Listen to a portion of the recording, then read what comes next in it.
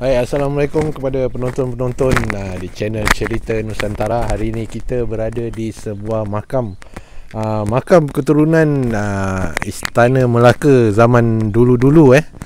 Kita berada di kawasan, apa nama kawasan ni? Merlimau.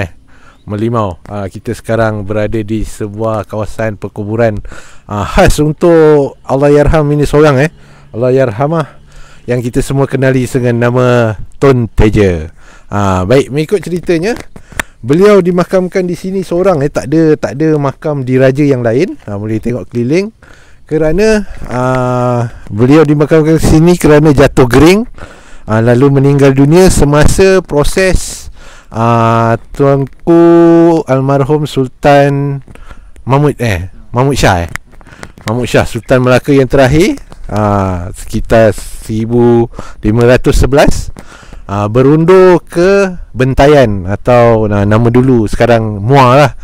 Jadi laluan ini mereka berundur ke Muar untuk mengumpul kembali kekuatan untuk menyerang Portugis kembali, untuk merampas kembali lah.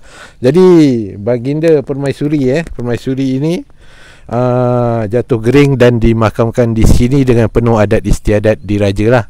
Jadi baginda Tun Teja dikatakan adalah puteri kepada Sri Amar Diraja Indrapura, keturunan diraja di sebelah Pahang. Jadi baginda ni dikatakan mempunyai keayuan, kecantikan Melayu asli, dijaga oleh dayang-dayang, diketuai oleh Mak Inang. Jadi dikatakan dia mempunyai rupa Melayu asli, rupawan dan mematuhi suruhan agama lah. Jadi akibat daripada kecantikan beliau, Raja Melaka ni mendengar kabar angin ceritalah, maka baginda mengutuskan pinangan. Namun ditolak oleh pihak istana Diraja Indrapura di Pahang sana. Maka seperti kalau kita lihat cerita Piramli, dulu ada cerita Hang Tuah kan. Hang Tuah itu dikatakan masa tu telah jatuh murka ke atas beliau. Maka Hang Tuah ingin memenangi hati Sultan kembali. Maka Hang Tuah menawarkan hikmat untuk membawa pulang Tun Teja dari Pahang ke Melaka. Jadi di sini kita boleh tengok di kawasan pemakaman diraja Tun Teja ni ada cerita-ceritanya. Cerita daripada beliau siapa dan bagaimana beliau dilarikan sebenarnya dilarikan ke Melaka oleh Hang Tuah kerana digunakan pengasih. Maka beliau jatuh hati kepada Hang Tuah. Namun Hang Tuah katanya selepas sampai ke Melaka telah memberitahu perkara sebenar. Maka akibat daripada itu beliau merelakan diri untuk mengahwini Sultan Melaka ketika itu.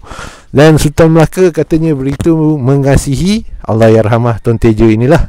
Jadi di kawasan ini kita boleh lihat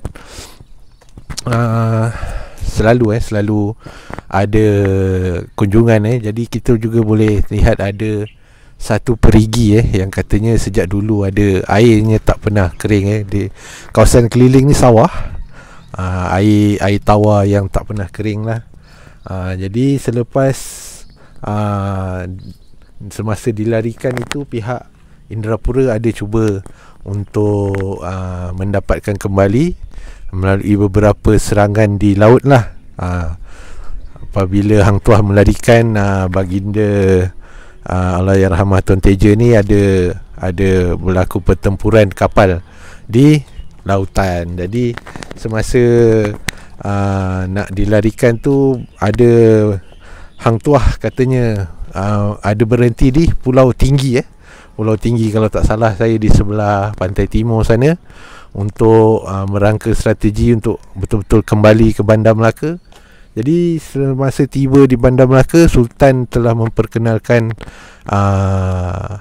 Allahyarhamah Tun Teja ini sebagai bakal isteri baginda yang seterusnya dengan penuh adat istiadat diraja. Jadi kita boleh lihat dekat setiap bot ni ada jalan ceritanya, dan disayangi dan dikasihi oleh rakyat Melaka kerana beliau mendampingi rakyat dan seterusnya berjaya memupuk semangat melawan di kalangan wanita-wanita Melayu untuk menolak penaklukan Portugis di Melaka lah. Jadi diceritakan bahawa Allahyarham Tun Teja ini bukan saja rupawan dan mematuhi suruhan agama, namun juga memiliki kekuatan fizikal, pandai bersilat. Jadi inilah dia. Di kawasan Merlimau kita boleh lihat ada satu makam diraja yang terasing, satu aja, tak ada keliling-kelilingnya, tak ada apa, hanya ada ni tanah bendang di satu kawasan kampung. Dan boleh masuk kawasan ni masuk percuma.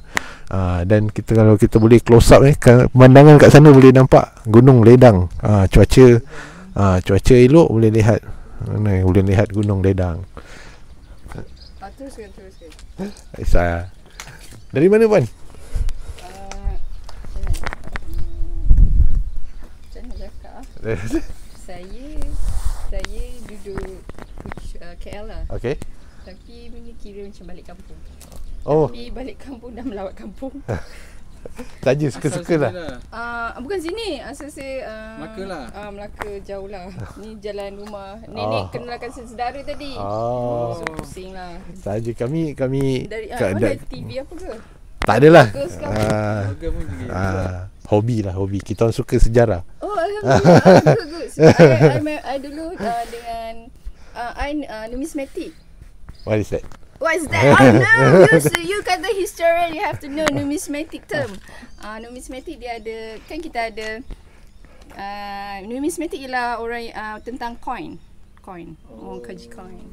Yang baru-baru ni jumpa dekat pantai Pulau Melaka tu lah. Ya. Zaman Belanda, zaman yang isu yang mana satu Sorry, saya dah lama tertinggal juga saya punya yang tu baru lagi dalam masa sebulan ni. Ada cerita sebab pulau tu dia reclaim, man-made punya pulau. So bila dia bersihkan, dia korek-korek, dia nampak macam benda tu bersepah kan. So dia macam tak tengok lagi. Nak kaji balik di kawasan mana dia orang dah ni kan. Daripada sana, daripada apa tadi, New tadi? Tak, saya dari mana? Maksud kan numismatic ni. Situ. Koin punya. Kan numismatic ni ialah kalau orang yang kaji tentang mata wang. Betul. Isu yang tu saya tak perasan. Sebab ni nelayan yang jumpa. Tapi bila nelayan jumpa, Kerajaan Melaka akan claim lah. Yalah. Sayang dia pergi, bagusnya, jujurnya sebab dia pergi bagi tahu lah, pergi beritahu orang, surat khabar, bila kerajaan ambil lah. Tapi kalau macam kes macam ni, saya tadi saya cakap ni tentang Mamat metal detector ni. Kan orang metal detector kalau selalu kawasan makam, orang akan metal detector, betul. ada duit. Dia campak-campak tapi rasanya orang yang jumpa tu orang yang bukan orang gali ke orang history lah. Sekarang baru ramai minta datang pergi sana. Oh ya ke? Sekarang baru ramai. Yelah sebelum kerajaan Sekarang ramai dah. Semua dah nak beli apa dia tu online je kan. Ni dah ramai dah. Kat mana ni? Saya kena cari. Saya pun dah tak follow isu tu. Kat mana ni? Dekat dia dah tambak sekarang tu. Tempat ni yang Masjid Selat tu tau. Masjid Selat? Kat area situ lah kan. Kat situ. Because that Masjid Selat tu, pulau tu man-made. Betul. Jadi dekat kawasan tu lah dia jumpa. Aku setuju. Timbul berarti dia korek apa. Kalau macam tu betul-betul lah. Jadi kita juga bertemu dengan seorang peminat sejarah di sini Jadi kita bercerita sikit tentang sedikit isu sejarah di Melaka ada penjumpaan duit-duit lama di Pulau Melaka pulau buatan tu. Jadi bila dalam proses pembersihan tu jumpa koin-koin lama zaman-zaman Kesultanan Melaka dulu. Jadi sebenarnya kalau orang kata kalau Melaka ni, kalau kita korek-korek balik macam-macam cerita kita jumpa jadi jika anda juga seperti kita menghargai sejarah ni, kita kita lakukan dengan cara yang betul lah. Okay. Supaya ianya boleh dihargai dan cerita itu berlangsung berterusan.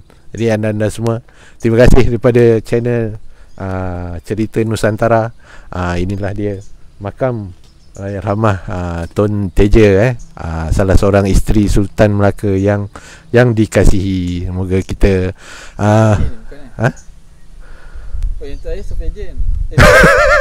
apa awak ni masuk filem jadi kita doakan yang terbaik. Al-Fatihah untuk Allahyarhamah Tun Teja. Beliau adalah contoh Sri Kandi Melayu yang menerapkan semangat melawan penjajah di kalangan wanita-wanita Melayu zaman dahulu. Ni batu nisan pun jenis Aceh kan? Aceh. Batu Aceh ni. Aceh. Saya kalau tanya Aceh punya geng, ini dia kata ini Aceh punya ni. Dia kata. Betul lah. Siapa yang kaji batu nisan? Ada juga orang yang kaji bukan ada geng kaji batu nisan kan? Tu dia. Oh, tapi ni lagi cantik lagi. Lama ni. Yalah, maksudnya sebab terjaga kot. Tak silap saya tahun bila lah, tahun 1700 ke apa kan. Aceh tentu dia ada kuasa lagi. Dia salin semua yang ada kaitan dengan Sultan dengan batu nisan ni. Oh, gitu. Dekat Sultan Perak pun, Sultan Perak pertama kan anak Sultan Melaka kan. Sama Dia macam ni juga. Tapi Sultan Perak kedua tak macam ni dah. Dia yang mana ada kaitan dengan Kesultanan Melaka dan yang ada kata Aceh kan Melaka dulu kan Kamceng. Yalah, yang dia kira Melayu, Melayu Nusantara lagi. Oh gitu Ada satu ni.